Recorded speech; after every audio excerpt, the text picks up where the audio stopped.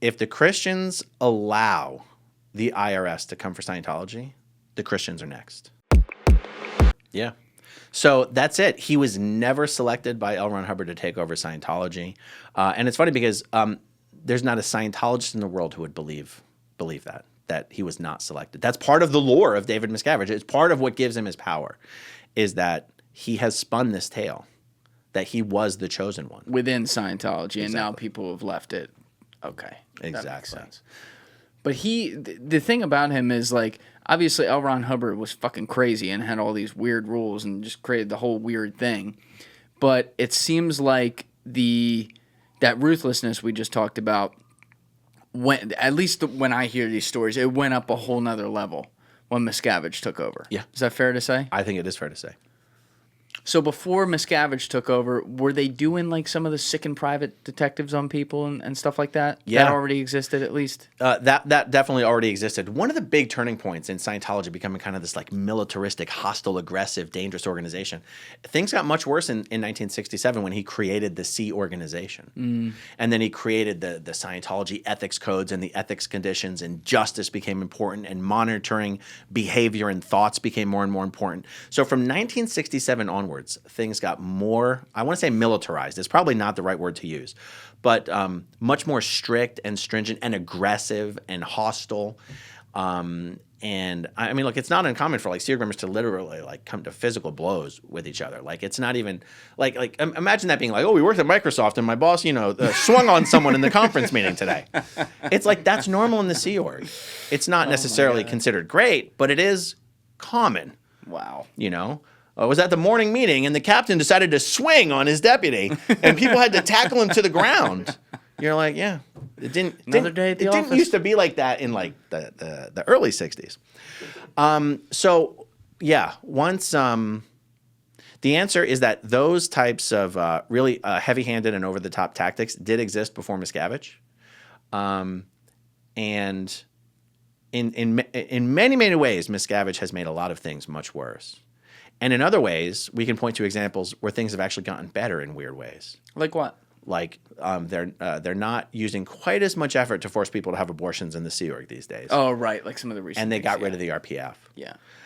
Small things. But again, those changes weren't changes they made because they're like, we should improve the quality of life of our members. Right. They're like, no, we need to not have these things constantly end up in lawsuits. Right. But these are, if I'm understanding correctly from earlier in the podcast, these are things that are in recent years. Yeah. Since like the power of media has been able to expose some of these things. So that means for 30 some years, or almost 30 years, whatever it is, of him being in charge, like he was upping the ante on all this stuff for a long time. Yes. So behind the scenes, like, the other 500-pound elephant in the room here is the fact that his wife, Shelley, is, like, missing. And so, obviously, they still do some of this shit to his own wife, in this case. And Tony and I talked at length about where they believe she is in Northern California and all that. But, like, people can't even confirm if she's, like, alive and whatever. So they still do these things in the open. And somehow there's still this tax-exempt organization that can be listed as a religion. That's never going to sit with me as making sense. Like, where is the U.S. government on this at this point? Eventually, when some politician, whether it's a representative or whether it's a senator, realizes how popular it would make them to champion the cause of revoking Scientology's tax-exempt status, when that day comes, things will happen. They'd be a pop cultural phenomenon. Exactly. Right? They'd never lose an election. Here's the play Scientology made. Scientology has tried to infiltrate the conservative wing of the United States, of the U.S. How so? They use Greta Van Susteren. They use... She's still around? Joy Villa. Greta's still around. Remember Joy Villa? She popped up for a hot minute. Does that name ring a bell? She would wear the Trump dresses to the Grammys. Oh, wait, and stuff. she was a Scientologist too? Well, she is. She is and has been. That's why she popped up the way that she did. I remember that girl. Oh, my God. So here's why they're infiltrating the conservative wing of the U.S. They need to convince Christians that if the Christians allow the IRS to come for Scientology, the Christians are next. They have to convince the Christians to fight Scientology's fight for them. One of these guys eventually has to call bullshit on this. And when I say one of these guys, whoever is, it's, politics and religion that, we all know they overlap. Oh, yeah.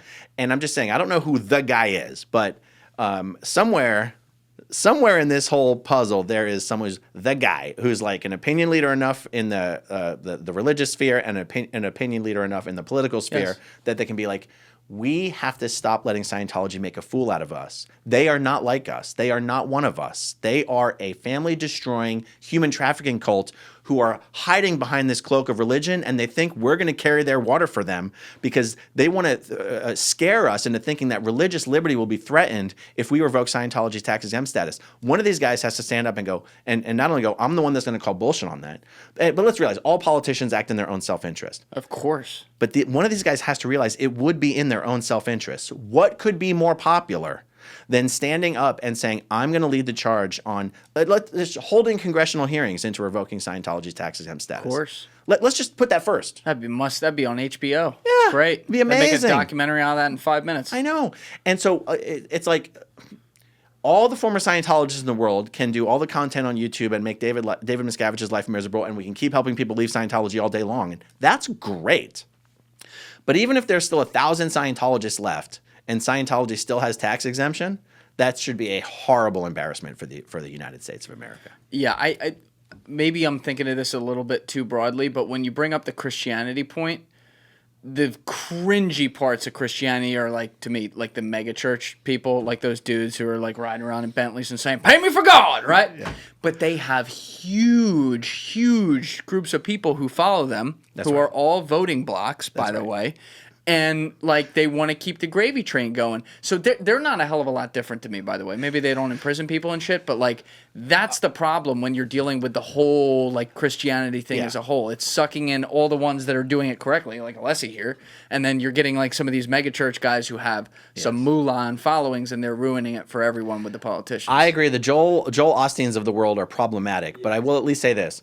More people show up for Joel Osteen's Sunday service than there are Scientologists in the world. Yeah, exactly.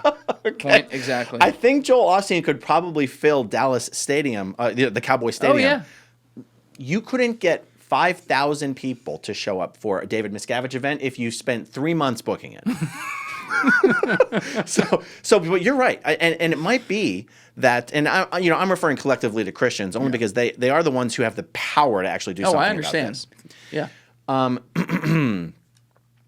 They are the ones who have the power to actually go.